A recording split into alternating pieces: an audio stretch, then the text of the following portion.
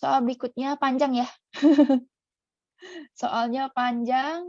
Oke, langsung. Makanya kalau ketemu soal kayak gini, biar nggak pusing, baca aja langsung bawah. Nggak usah baca fikletnya dulu. Pernyataan di bawah ini yang mendukung diagnosis pada kasus tersebut adalah skimming terus. Nih, ditanya pemeriksaannya radiologi ya, CT scan atau MRI. Lalu ditanya kontras apa enggak. Lalu ditanya bentuk lesinya gimana. Oke, lalu kita cari diagnosisnya apa.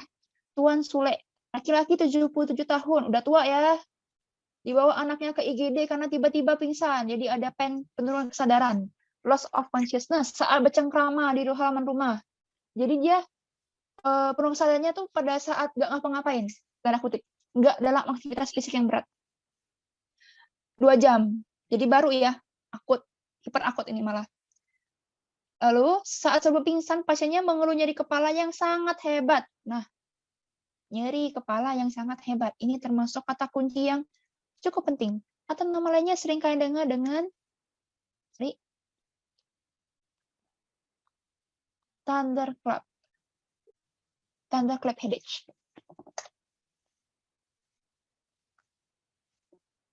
Oke. Lalu ada muntah menyemprot 1 kali. Nah, kalau ada muntah menyemprot itu artinya ada tanda-tanda peningkatan tekanan intrakranial. Oke.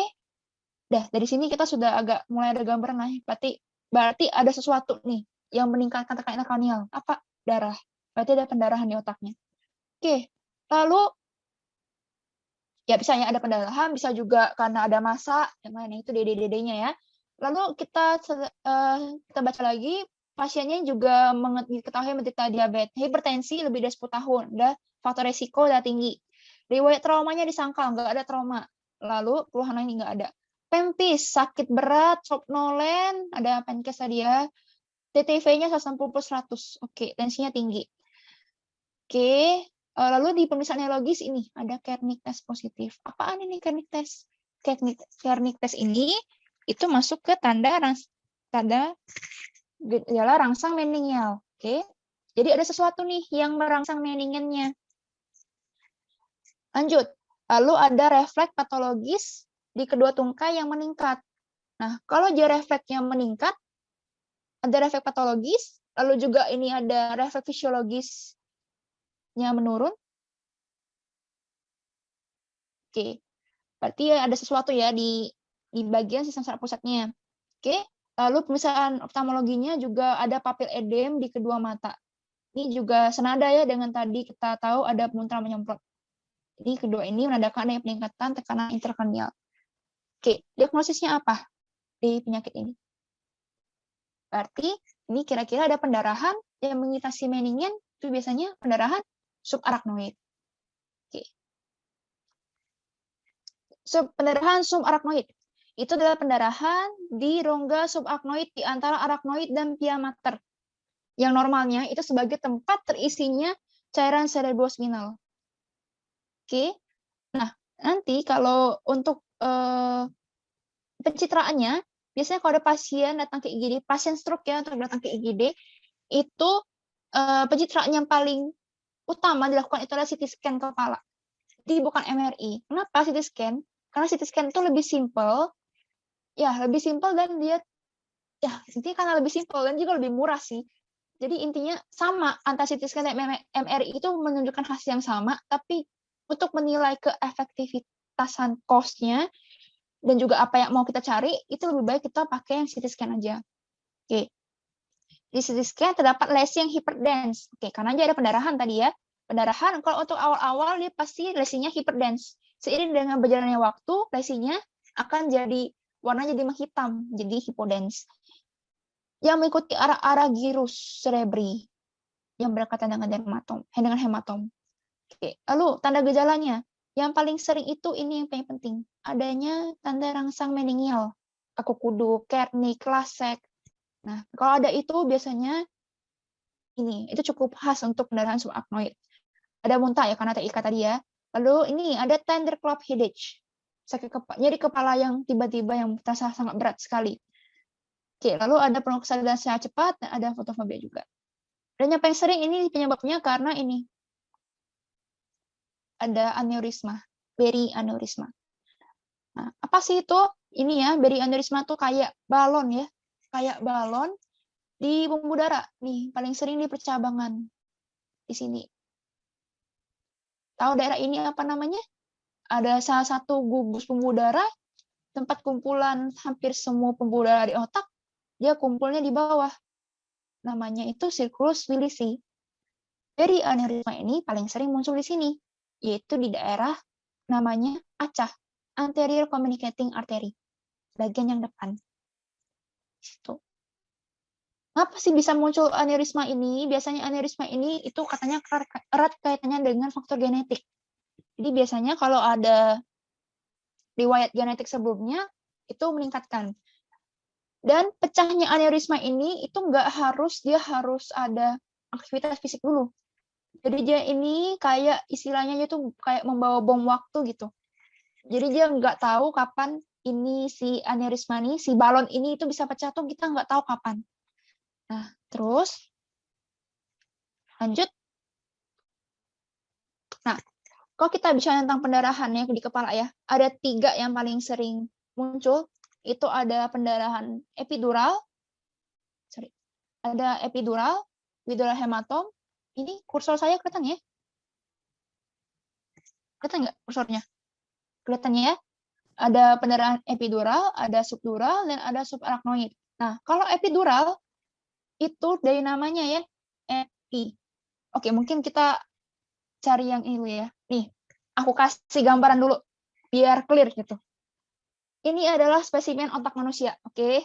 Nah, jadi otak kalau diangkat, jadi kadaver kayak gini. Jadi di otak itu ada banyak pembungkus yang disebut sebagai meningen, selaput otak.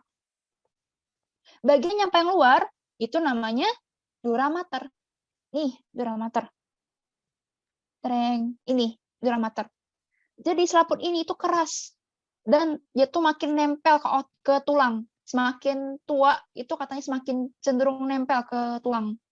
Terus, di atasnya, di permukaannya ini, bisa kalian lihat di sini, itu ada arteri ya, ada arteri yang berjalan di atas permukaannya. Ini namanya arteri meningia media. Nah, makanya kalau ada pendarahan di sini, pendarahannya itu akan mengisi ruangan di atas dura mater. Namanya pendarahan epidural. Tuh, itu asal namanya. Terus, kalau kita buka nih si dura mater, kita kopek.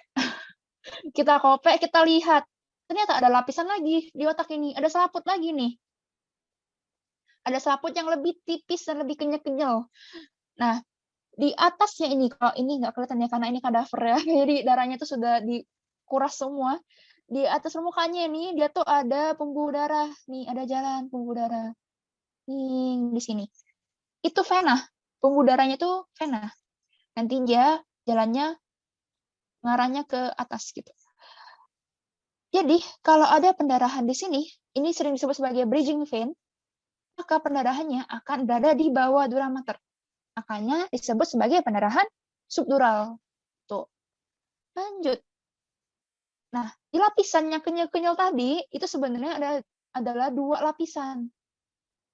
Ada yang bagian atas namanya arachnoid, bawah namanya pia mater.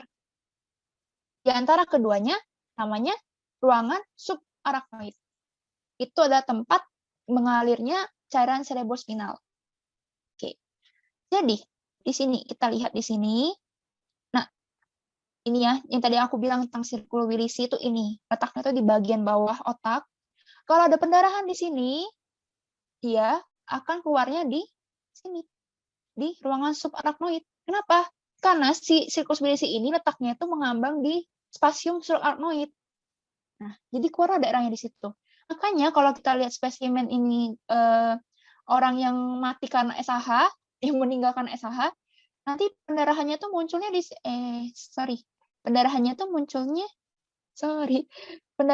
munculnya di sini mengikuti si gyrus dan sulcus ini. Ya, karena memang seluruh bagian otak tuh diisi oleh si selaput ini, sesuai jadi. Itu. Makanya ketika di CT scan, nanti pendarahannya itu ngikutin lekuk-lekukan otak. Dan kalau kita lihat di bagian bawah, dia kan ada sisi circulus Willisi ini ya. Nih, jadinya kayak gini. Ngikutin si arahnya itu. Dan ini bentuknya mirip apa? Mirip bintang. Makanya lesinya disebut lesi stellata. Tuh. Oke. Nih, ini biar sekalian ini. Kalau ini untuk tata laksananya ya. Iya, kalau subdural tuh kayak gini bentuknya ini. Apa namanya, bulan sabit ya. Lalu kursornya nggak kelihatan lagi. Kurs. Ini catatannya kelihatan nggak? Kelihatan ya? Oke, kalau epidural ini ya. Bentuk pendarahannya kayak gini. Terus ini ada terapinya. Terapi ini adalah indikasi operasinya. Kapan kita operasi pasien kayak gini? Dari semua ini yang perlu kalian hafal tuh itu hampir general sih, itu bisa diterapkan di semua pendarahan tuh yang ini. Nih. Kalau tebalnya itu lebih dari 10 mili, terus kalau ada midline shifting lebih dari 5, midline shifting tuh ini ya. Nih, ini midline, garis tengah shifting. Geser. Ada pergeseran. Bagian tengah otak lebih dari 5 mili dan ada penurunan GCS. Kurang dari 9. Itu hafalnya tuh kalau pasiennya sudah diintubasi, dah itu termasuk indikasi. Atau ketika kita observasi pasiennya, GCS-nya berubah. GCS-nya nurun. Lebih dari sama dengan 2. Oke. Tuh. Kalau kita bicara tentang SAH, apa aja terapi intervensinya yang bisa dilakukan? Itu ada clipping dan coiling. Clipping jadi aneurismanya tadi bisa di-block, coiling nanti kita bisa sumpel aneurismanya. Tuh. Terus di sini tata laksana berikutnya yang paling penting juga itu adalah kendali hipertensi. Kita harus kendalikan tekanan darahnya. Kalau SHH ini ya, tensinya dipertahankan 140 sampai 160 mili. Terus kalau untuk hari berikutnya untuk mencegah biar dia enggak vasospasme, dia enggak mengkerut darahnya, pembuluh darahnya, tensinya kita tingkatkan. Jadi 160 per 180. Itu di hari ketiga sampai hari keempat perawatan baru ditingkatkan begitu. Oke. Jadi ini ya. Oke, di sini kan dia nanya tadi ya, CT scan MRI tadi sudah kita pilih CT scan karena untuk efektivitas. Kontras apa enggak kontras? Ini. Kalau stroke kita pakai yang enggak kontras. Tanpa kontras. Kontras itu dipakai kalau misalnya kita curiga pasiennya infeksi, meningitis. Nah, kalau dia meningitis, ada peradangan di meningennya, nanti dia akan menyengat kontrasnya di bagian meningen. Atau bisa kalau masalah tumor misalnya, dia ada pembentukan pembuluh darah baru, itu biasanya akan kelihatan di kontras. Itu. Lesinya hiperdes, bentuknya selata. Jadi jawabannya yang C. Oke, kita lanjut soal berikutnya.